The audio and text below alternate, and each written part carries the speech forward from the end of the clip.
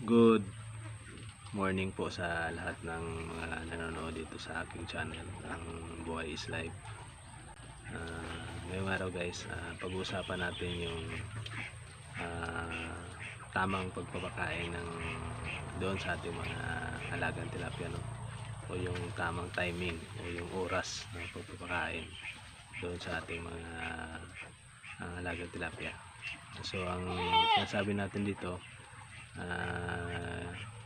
yung pinag-usapan natin ito guys doon sa pag-aalaga ng tilapia sa isang concrete na fish pan o kaya di kaya fish tank, no?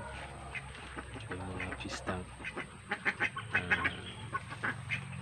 ano ba yung tama na oras ng pagpapakain sa kanila guys. So, una guys sa umaga,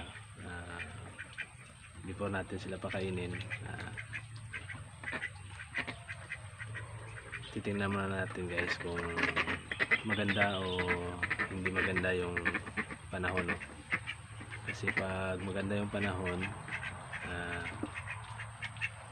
pakakainin natin sila guys na medyo mataas na yung sikat ng araw. Halimbawa guys sa umaga, pwede natin sila pakainin ng mga alas 7 ng umaga o di kaya pag maaga pang sisikat yung araw, pwede ng mga 6:30, basta may ano lang guys, sumisikat na yung araw. Kasi based to my experience, pag nasisikatan na kasi ng araw yung ating concrete fish pan, maganang kumain yung ating mga alagang tilapia, no? So malakas silang kumain. So pag hindi naman maganda yung panahon guys, halimbawa sa umaga hindi na maganda yung panahon, papakainin pa rin natin yung ating mga tilapia, pero i-observe natin, no, kung gaano sila kalakas kumain. Pero based on my experience guys, pag hindi maganda yung panahon o hindi sumikat yung araw, medyo mahina kumain yung ating mga tilapia, kaya kunti lang yung ibibigay natin. So nakadepende yan guys sa kalidad o quality ng tubig ng ating fish pan. So lalo na pag hindi maganda yung quality ng tubig ng ating fish pan, pagkatapos hindi pa maganda yung panahon, aabot tayo sa punto na hindi talaga kakain yung ating mga alagang tilapia, hindi sila kumakain. So lumulutang sila sa itaas at kumukuha ng oxygen. So pag hindi naman maganda yung quality ng tubig ng ating fish pan guys, pero maganda yung sikat ng araw, maganda yung panahon, kahit hindi pa gaano kaganda yung quality ng tubig ng ating fish pan, ay kakain pa rin sila guys, no? Malakas pa rin silang kumain. Kaya napaka-importante guys na panatilihin natin yung quality ng tubig ng ating fish pan para hindi man maganda o maganda yung panahon, malakas pa rin kumain yung ating fish pan. So i-provide talaga guys pag maganda yung panahon. So pag maganda yung panahon, sa tanghali, pag magpapakain tayo bandang mga 11 o'clock, no? So tuloy-tuloy na yan guys hanggang hapon.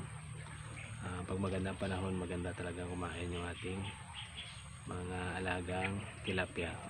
So considering guys na maganda rin yung quality ng tubig ng ating concrete fish pan. So maganda yung level ng oxygen, yung level ng ammonia mababa, so yun naman yung consider guys. But actually guys, dito sa pag-aalaga ng tilapia, wala tayong mga aparatos na ginagamit dito, no, to test the quality of water sa ating fish pond. So nagre-rely lang tayo guys doon sa mga natural na indicator na makikita doon sa ating fish pond. Usually guys, sa behavior ng ating tilapia, doon mo malalaman kung maganda ba o hindi maganda yung kalidad ng tubig ng ating fish pond. So sa pagpapakain ng tilapia guys, dito sa akin 4 na beses ko yan pinapakain, no? So bandang alas 7 ng umaga, and then 11 ng tanghali, 11 o'clock, and then mga 4 PM ng hapon, at saka bago magdilim guys, shall we say 5:30, no, or 6 o'clock ng gabi, pinapakain ko yan. Depende sa kondisyon ng panahon, kasi pag umulan pagkahapon tapos malamig na yung panahon, usually guys yung mga tilapia natin hindi na rin sila masyadong kumakain pag madilim na yung panahon, no? Kasi nga hindi na rin, kaya sinasabi ko, mahina na silang kumain pag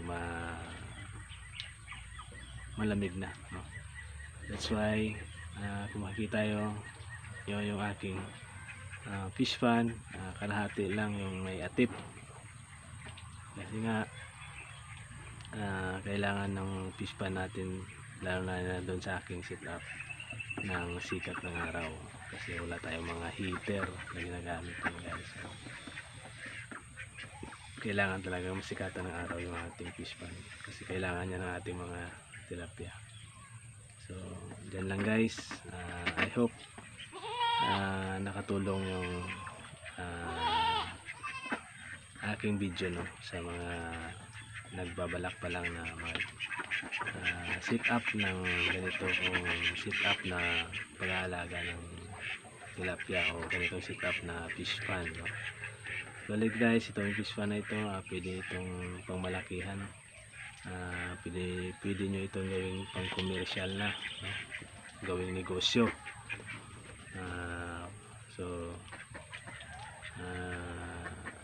Pero pag nagsisimula pa lang kayo,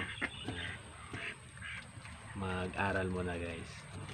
So iba talaga yung experience nyo, yung pag-aalaga sa ganitong klaseng sit up, o sa ganitong klaseng fish pond. Okay, kasi guys mahirap pag nag-invest tayo ng malaki at saka malulugi tayo. So kailangan mag-umpisa muna tayo sa maliit, at saka paunti-unting palalaki natin, para habang lumalaki yung mastery natin sa ganitong pag-aalaga ng tilapia ay nasa ibang level na, mataas na level na yung mastery natin sa pag-aalaga natin sa ganitong klaseng pag-aalaga ng tilapia guys. So maraming salamat sa panonood, at please subscribe to my channel. Thank you.